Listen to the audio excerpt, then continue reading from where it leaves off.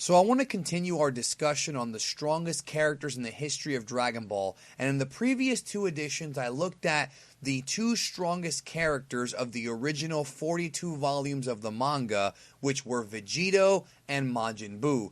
Now I want to expand a little bit more, but not go too deep into the future, and I want to discuss the strongest character in the original run of the anime of Dragon Ball from 1986 to 1997. So even though the manga came to an end with Vegito being the unquestionable strongest character back then, the anime continued with Toei taking over the reins of the TV version and producing Dragon Ball GT with very minimal help from Toriyama. And with Dragon Ball GT, the power scale went even higher. So on this video, we're going to discuss the strongest character of the original run of the anime, not including Super, not including Battle of Gods. You have to take your mind, put it in a time machine, and go back to 1997 and pretend the Dragon Ball Renaissance has not happened yet. We know nothing of Beerus, Zeno, the Daishinkan, no blue forms or any of that. We're going back to the original run of Dragon Ball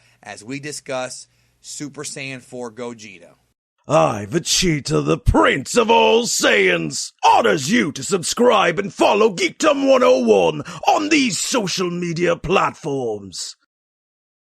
Before Dragon Ball Super and even Battle of Gods, Super Saiyan 4 Gogeta was the most powerful character in all of Dragon Ball. Now, I don't want to turn this into a debate about canon versus non-canon. That's not what this video is about. However, the canon, non-canon aspect of all this does somewhat affect and complicate things when it comes to discussing Gogeta. So, if you go back to Dragon Ball GT, Goku and Vegeta both achieved Super Saiyan 4, and even though they both got tremendously more powerful than they ever have been, they still weren't enough to defeat Omega Shenron, otherwise known as the One-Star Dragon, with all the Dragon Balls absorbed. He is the most powerful villain in Dragon Ball GT and the original Dragon Ball anime continuity, and we'll do a video on him in the future. So when Gogeta was born, Omega Shenron had no chance. The whole fight was a wash. Really, it was very similar to the Vegito versus Majin Buu fight from Dragon Ball Z. Gogeta didn't even sell even a tiny bit for this guy who had previously been raffle stomping everybody without even trying. Even with Omega Shenron using the negative karma ball, it still was not enough to even scratch Gogeta. I mean, this fight was humiliating for Omega Shenron. Gogeta literally used his eyes to freaking hurt Omega Shenron. We've almost never seen such a one-sided fight in Dragon Ball, and I would even go so far as to say that this fight may have been even more humiliating for Omega Shenron than the time when Vegeta cucked Majin Buu. Now, unfortunately, the only drawback of using this powerful Super Saiyan 4 Gogeta is that you only have a time limit of 10 minutes, not even 30 minutes, 10 minutes, which is always a problem when it comes to fusion, but 10 minutes is certainly not a lot of time. However, it's implied that Gogeta could have killed Omega Shenron anytime he wanted to with great ease. So it's pretty much just a rehash of the Vegito versus Buu fight, except that you could say that Gogeta is even more arrogant, because Vegito was just being arrogant to piss off Majin Buu so he could absorb him. Here, Gogeta had no reason to be this arrogant except for the fact that he's just, well, arrogant. And it's kind of annoying, but that's what happened. Now, when it comes to discussing power in Dragon Ball GT, things are a bit more complicated than they would be in another series or if we just talk about the manga. And the reason for that is because Dragon Ball GT is an extension or a sequel to the anime continuity of Dragon Ball, not the manga. Now, obviously, the anime branches off the manga and adds things, so there's always a connection there. But GT takes things from different aspects of the anime, including the movies. And this does complicate things. This is why I always say that it's challenging to discuss canon, because there are things that don't really make sense in the anime and in GT, for the simple fact that GT borrows concepts, ideas, and characters from the Dragon Ball Z movies, the original 13 Toei movies,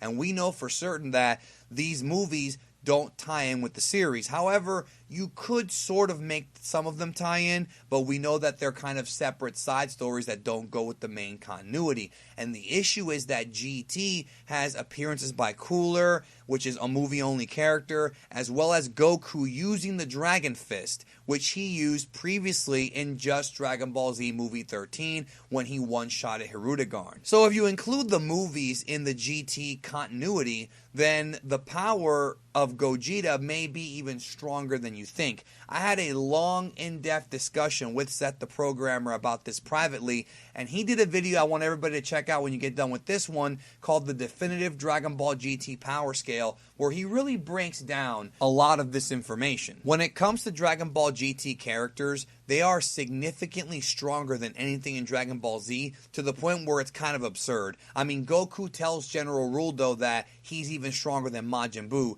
and he doesn't specify which Majin Buu we're talking about here, but we know that all forms of Majin Buu could wipe out solar systems with ease, and I'm kind of undercutting that a little tiny bit. We see in the Dragon Ball Z anime, Majin Buu with Gohan absorbed, cracking the dimensional fabric, which is the most impressive feat that character's ever done, in my opinion. So what does that tell you? Now, if you go over to the movies, you have Goku in Dragon Ball Z Movie 12 powering up against Janemba to where he shook the entire afterlife. And if that wasn't impressive enough, in Dragon Ball Z Movie 13, Goku fights Hirudegarn, and in his Super Saiyan 3 form with the Dragon Fist, kills him with just the Dragon Fist technique, a monster that was able to knock Super Saiyan 3 Gotenks out of fusion with one shot from his tail. Think about how strong Goku is with that Dragon Fist at that point in the movie continuity. And the funny thing is that Dragon Ball Z Movie 13 could actually fit at some point in the timeline during the 10-year time skip. Of course, remember, we're not counting Super, Battle of Gods, Resurrection F, just the original anime run.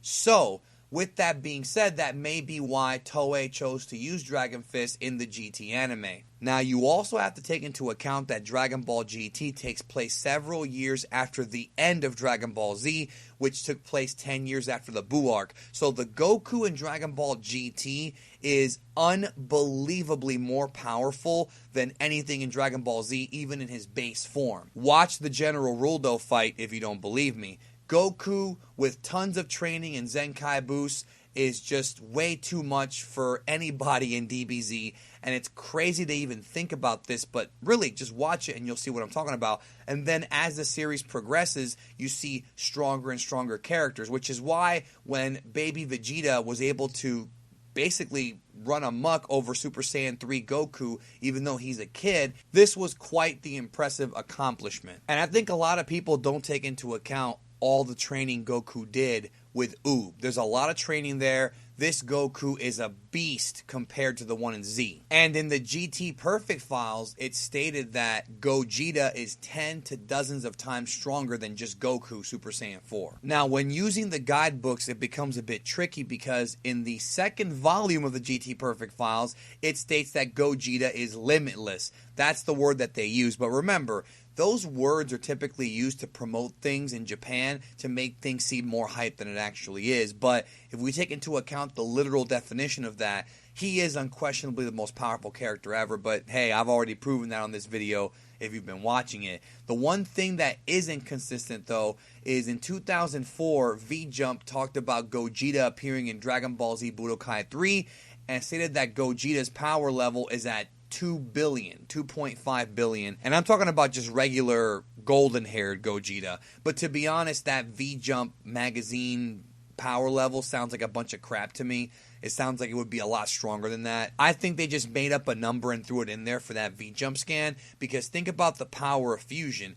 Every time that a character singularly cannot win, a fused character can overcome that character almost every time. We see it with Vegeta, we see it with Gotenks, and we see it with Gogeta, both in Dragon Ball Z Movie 12 and in GT. So I think that the V-Jump magazine scan is a little bit BS, but the Perfect Files were indeed a collaboration between Toei and Shueisha, and they seem to be a bit more reliable when it comes to this information. Now, ages ago, Herms translated a magazine snippet that stated, and I quote, After Goku and Vegeta use a merging item to merge, they become Vegeto. They can furthermore become a Super Saiyan, making them Super Vegeto.